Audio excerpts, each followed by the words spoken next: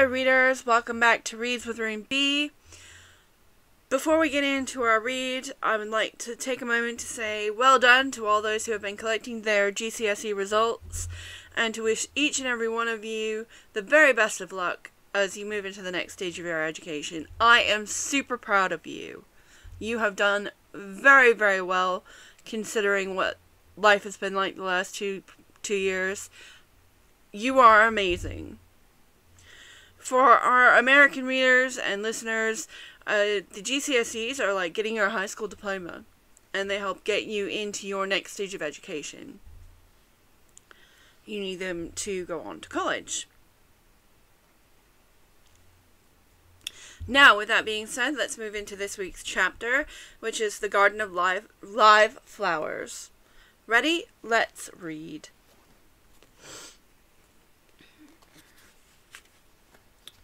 Chapter 2, The Garden of Live Flowers. And there is Alice talking to the flowers. I should like to see the garden far better, said Alice to herself. If I could get to the top of that hill, and there's a path that leads right straight to it. At least, no, it doesn't do that. After going a few yards along the path and turning several sharp corners, but I suppose it will at last. But how curiously it twists. It's more like a corkscrew than a path. Well, this turn goes up to the hill, I suppose. No, it doesn't. This goes straight back to the house. Well then, I'll try the other way.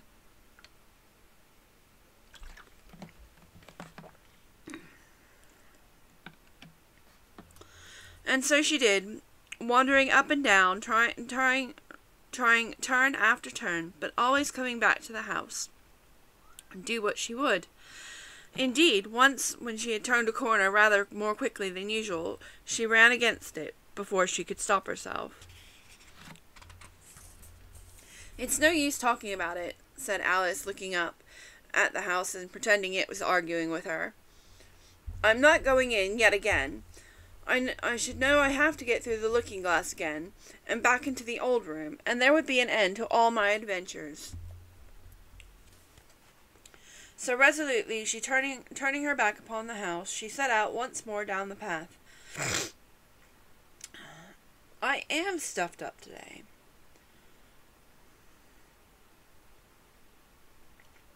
Let's try that again. So, resolutely turning her back upon the house, she set out once more down the path, determined to keep straight on until she got to the hill. For a few minutes all went well, and then just as she was saying, I really shall do it this time, when the path gave a sudden twist and shook itself, as she described it afterwards. And the next moment she found herself actually walking in at the door. Oh, it's too bad, she cried. I never saw such a house for getting in the way. Never! However, there was a hill in full sight, so there was nothing to be done but start again. And this time she came upon a large flower bed, bordering with daisies, and a willow tree going in the middle. Oh, Tiger Lily, said Alice, addressing herself to one that was waving gracefully about in the wind, I do so wish you could talk. We can talk, said the Tiger Lily, when there's anybody worth talking to. Alice was so astonished that she couldn't speak for a minute. It quite seemed to take her breath away. At length,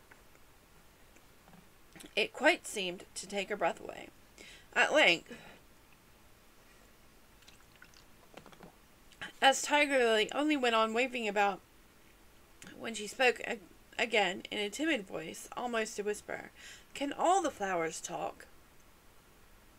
As well as you can, said the Tiger Lily, and a great deal louder. It isn't manners for us to begin, you know, said the Rose, and I really was wondering when you'd speak. I said to myself, her face has got some sense in it, though it's not a clever one. Still, you're the right color, and that goes a long way. I don't care about color, said the Tiger Lily remarked. If only her petals curled up a bit more, she'd be all right. Alice didn't like being criticized. So she began asking questions. Aren't you frightened? Aren't you sometimes frightened at being planted out here, with no one to care for you? There's a tree right in the middle, said the rose. What else is it good for? But what could it do if danger came? Asked Alice. It could bark, said the rose. It says bow wow, cried the daisy. That's why its branches are called boughs. Didn't you know that? Cried another daisy. And here they all began shouting together until the air seemed quite full of shrill little voices. Silence, each and every one of you, cried the tiger lily.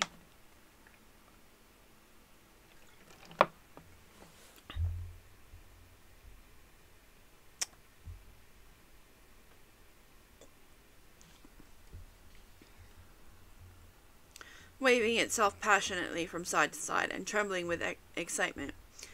They know I can't get at them, it panted, bending its quivering head towards Alice, or they wouldn't dare do it.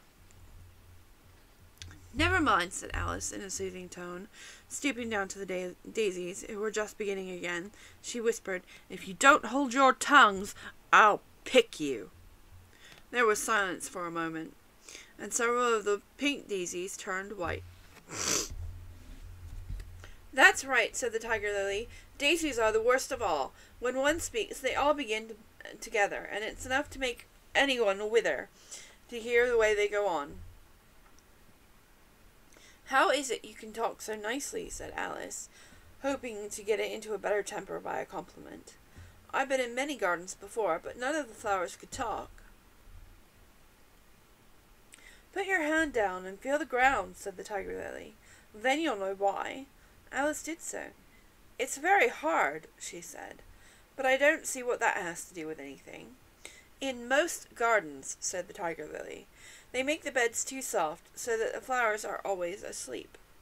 This sounded like a very good reason, and Alice was quite pleased to know it. I never thought of that before, she said. In my opinion, you never think at all, said the rose in a rather severe tone. I never saw anybody that looked stupider, Violet said, so suddenly that Alice quite jumped, for it hadn't spoken before. Hold your tongue, cried Tiger Lily, as if you ever saw anybody. Why, you keep your head under the leaves, and snore away there, till you know no more than what's going on in the world than if you were a bud. Are there any more people in the garden besides me? Said Alice, choosing not to notice the rose's last remark. There's one other flower in the garden that can move about like you, said the rose. I wonder how you do it. You're always wondering, said the tiger lily. But she's more blushy than you. Is she like me? Asked Alice, eagerly, for the thought had crossed her mind. There's another little girl in the garden somewhere.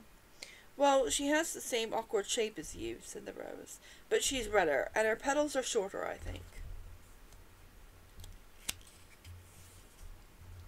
Her petals are done up close, almost like Delilah, the tiger lily interrupted, but not tumbled about anyhow like yours. But that's not your fault, said the rose, kindly. You're beginning to fade, you know, and then one can't help one's petals getting a little untidy. Alice didn't like this idea at all, so she changed the subject.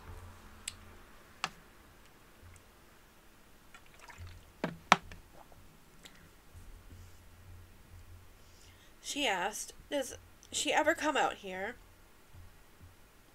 I dare say you'll see her soon, said the rose. She's one of the thorny kind.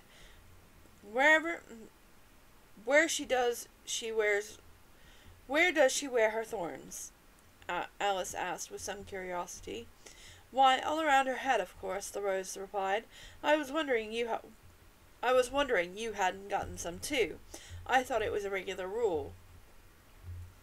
She's coming, cried the larkspur. I hear her footsteps, thump, thump, thump, along the gravel walk. Alice turned around eagerly, and found it was the Red Queen. She'd grown a great deal, and was her first remark. Indeed, she had, for when Alice first found her in the ashes, she had only been 3 inches high, and here she was, half a head taller than Alice herself. It's the fresh air that does it, said the rose. Wonderfully fine fresh air out here. I think I'll go and meet her, said Alice. For although the flowers were interesting enough, she felt it would be far grander to talk to a real queen. You can't possibly do that, said the rose. I would advise you walk the other way. This sounded nonsense to Alice, so she said nothing but set off towards the Red Queen. To her surprise, she lost sight of her in a moment, and found herself walking in at the front door again. A little provoked, she drew back, and after looking everywhere for the Queen, whom she spied at last a long way off, she thought she would try the plan. She thought she would try the plan this time of walking in the opposite direction. It succeeded beautifully. She had not been walking a minute before she found herself face to face with the Red Queen, in full sight of the hill that she had been so long aiming at. "And where do you come from?" said the Red Queen. "And where are you going? Look up, speak nicely, don't twiddle your fingers all the time." Alice attended to all these directions, and explained as well as she could that she had lost her way. "I don't know what you mean by your way," said the Queen. "All the ways out here belong to me. Why did you come out here at all?" she added, in a kinder tone. "Curtsy while you're thinking on what to say. It saves time."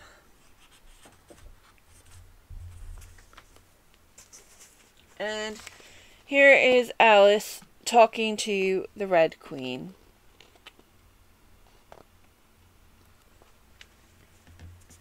Alice wondered a little at this, but she was too much in awe of the Queen to disbelieve it.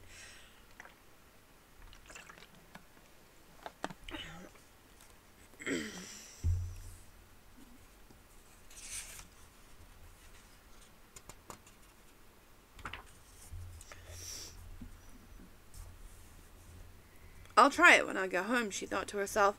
"The next time I'm a little late for dinner. Now it's time for you to answer now," said the Queen, looking at her watch. "Open your mouth a little wider when you speak, and always say, 'Your Majesty.'" Oops. Sorry about that, readers. "I only wanted to see what the garden was like, Your Majesty." "That's right," said the Queen, patting her on her head, which Alice didn't like at all. Though when you say garden, I've seen gardens, compared with which this would be a wilderness. Alice didn't dare argue the point, but went on, "And I thought I would try to find my way to the top of the hill." "When you say hill," the Queen interrupted, "I could show you hills, in comparison with which you'd call that a valley." No, I shouldn't," said Alice, surprised into contradicting her at last. "A hill can't be a valley, you know. That would be nonsense." The Red Queen shook her head. "You may call it nonsense if you like, but I've heard nonsense, compared with which that would be as sensible as a dictionary."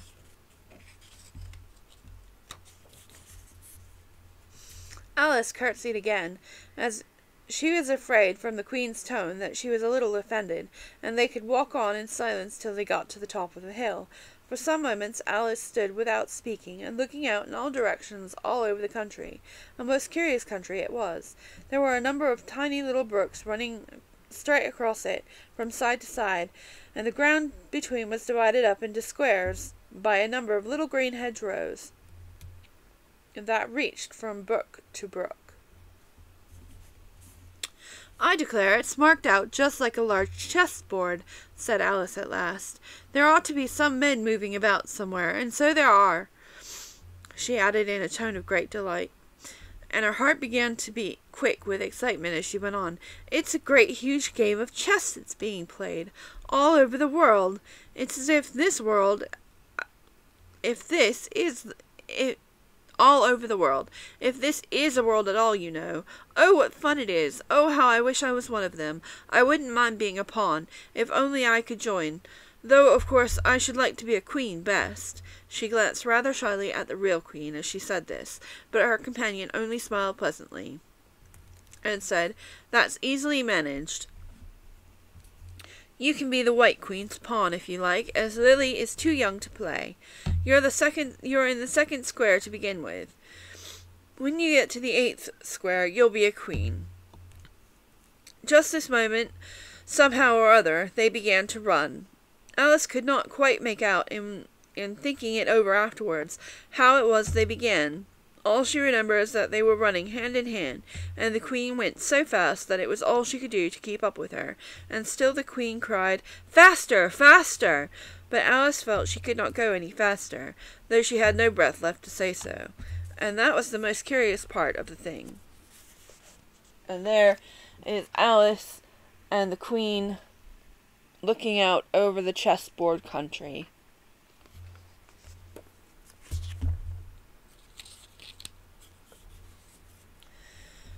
The trees and other things around them never changed their places at all. However fast they went, they never seemed to pass anything.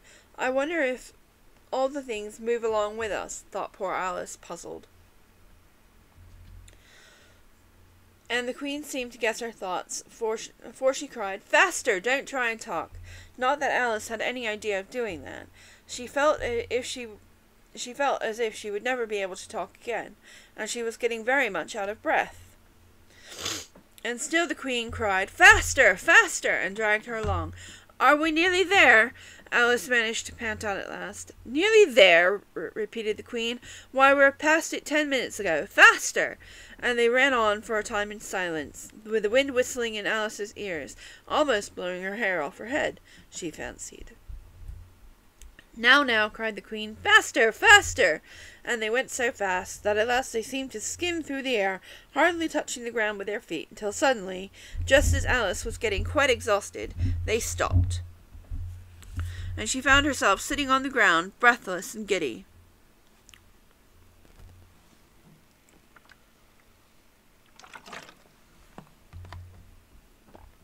The Queen propped her up against a tree and said kindly, "You may rest a little now."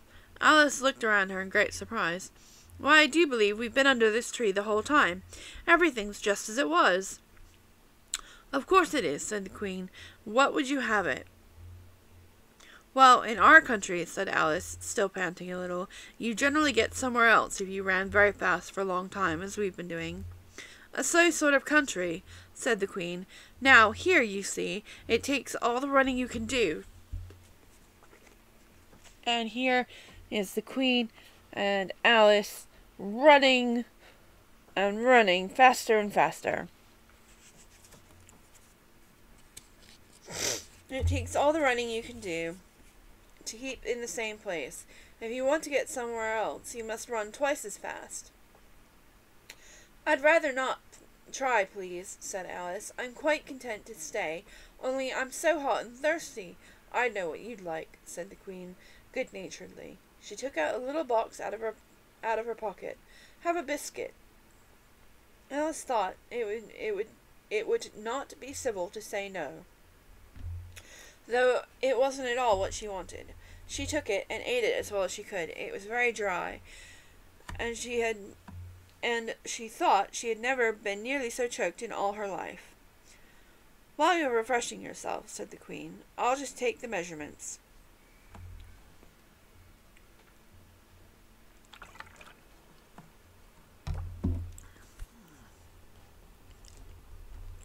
And she took a ribbon out of her pocket and marked it off in inches, and began measuring the ground, sticking little pegs here and there. "At the end of 2 yards I shall give you directions. Have another biscuit?" "No, thank you," said Alice. "One is quite enough." "Thirst quenched, I hope," said the Queen. Alice did not know what to say to this, but luckily the Queen did not wait for an answer, but went on.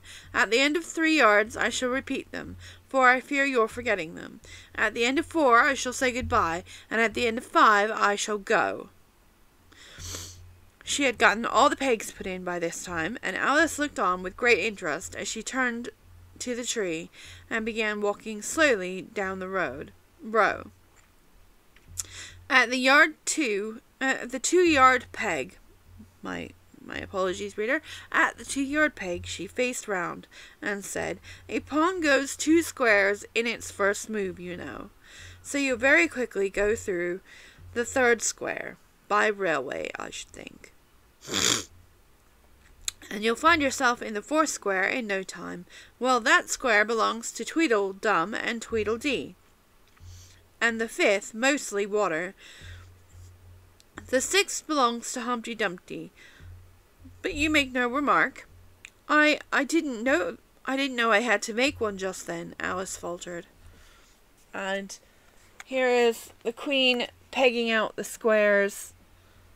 Oops, sorry. Here's the Queen pegging out the squares and Alice choking on her rather salty biscuit.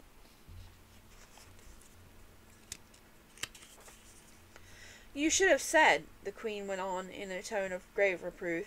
It's extremely kind of you to tell me this at all. However, I suppose it is said. The 7th square is all for us. However, one of the knights will show you the way, and in the 8th square we shall be queens together, and it's all feasting and fun.